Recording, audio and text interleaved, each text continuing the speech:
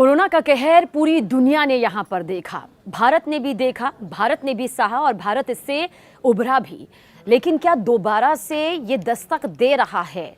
क्योंकि मामले तो लगातार सामने आ रहे हैं, लेकिन कोविड की यानी कि कोरोना की री एंट्री अब देश के 3 राज्यों में क्या हो चुकी है, क्यों आखिर अलर्ट यहां पर जारी किया गया है?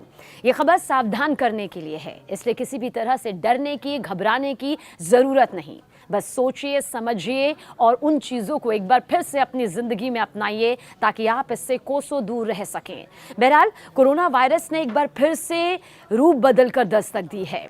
सिंगापुर और हांगकांग में तो कोविड-19 के मामलों में बढ़ोतरी हुई है, जिससे भारत में भी लोग डरे हुए नजर आ रहे हैं। लेकिन हम ये खबर, ये तस्वीर आपको सिर्फ और सिर्फ इसलिए दिखा रहे हैं ताकि आप इससे सावधान रह सकें, क्योंकि छोटी छोटी सी बचाव वाली जिम्मेदारियां हमें पूरी तरह से इससे दूर रख सकती हैं। बहरहाल वेरिएंट का नाम बताते हैं। कोरोना वायरस JN1 वेरिएंट का नाम सुनते ही 2020-2021 की वो भयानक, दर्दनाक यादें आंखों के सामने तैरने लगती हैं, जिसे सोचकर ही रूह कांप उठती है। केरल, तमिलनाडु और महाराष्ट्र में कोरोना के मरीजों की संख्या दरअसल एक बार फिर तेजी से बढ़ रही है। जी हां, केरल, तमिलनाडु और महाराष्ट्र।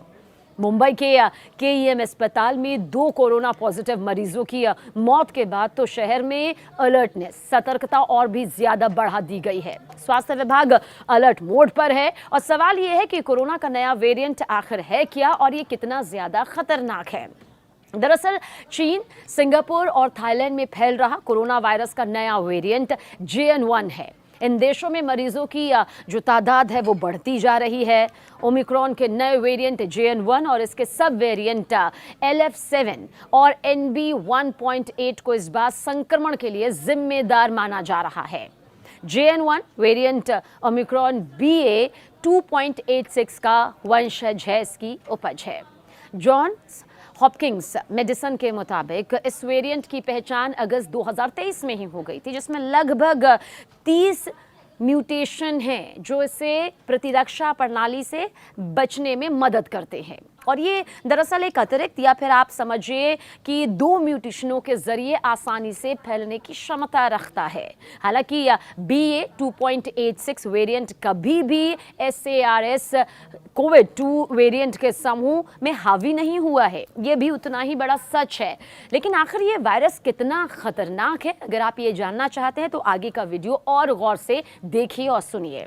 JN1 वेरिएंट खतरनाक है, अभी ये स्पष्ट नहीं हुआ है। मतलब इसका कितना ज्यादा खतरनाक असर सेहत पर पड़ सकता है, इसके बारे में अभी रिपोर्ट सामने आनी बाकी है। लेकिन फिर भी अगर अधिकारियों की माने तो ऐसा कोई सबूत अभी नहीं मिला है जो ये दर्शाता है कि ये वेरिएंट पहले से ज्यादा खतरनाक या फिर तेजी से फैलने वाला है। इसकी मौजूदगी है, इसमें कोई दो राय नहीं, लेकिन अभी इस पर बहुत सी रिसर्च होनी बाकी है। फिर भी कमजोर इम्यूनिटी वाले लोगों को बेहद सावधानी बरतने की सलाह दी गई है। यानी कि रोग प्रतिरोधक क्षमता जिनकी कमजोर होती है उन्हें खासतौर से सावधान रहना चाहिए, क्योंकि ये उन्हें आसानी से निशाना बना सकता है। वैसे जिसकी का भी इम्यून सिस्टम कमजोर होता है उन पर कोई भी बीमारी जल्द अटैक कर लेती है, इसमें कोई दो राय नहीं है। इसलिए अपने खान पान पर, अपने रहन सहन पर, अपनी दिनचर्या पर अमूमन हर किसी को ध्यान देना ही चाहिए। कोरोना के नए वेरिएंट के मामले देखिए, सिंगापुर और हांगकांग जैसे एशियाई देशों में बहुत तेजी से बढ़ रहे हैं। LF7 और NB1.8 वेरिएंट्स की वजह से मामलों में उछाल भी देखा जा रहा है जो JN1 से निकले हैं। दरअसल सिंगापुर में 1 से 19 मई के बीच करीब 3000 मामले सामने आए, जबकि हांगकांग में कोरोना से अब तक 30 मरीजों की जान तक जा चुकी है। इसलिए इसे हल्के में नहीं लिया जा सकता और ना ही इससे डरने की जरूरत है, क्योंकि ये पहले भी कहा गया था कि जितनी सावधानी बरती जाएगी, जितना अभी से अपनी सेहत पर और उन सावधानियों पर ध्यान दिया जाएगा जो हमने उस दौर में दी थी, उतना ही हम बच पाएंगे। फिलहाल प्रशासन राज्यवार तरीके से अलर्ट मोड पर है ताकि किसी भी तरह से मामलों को बढ़ने से रोका जा सके।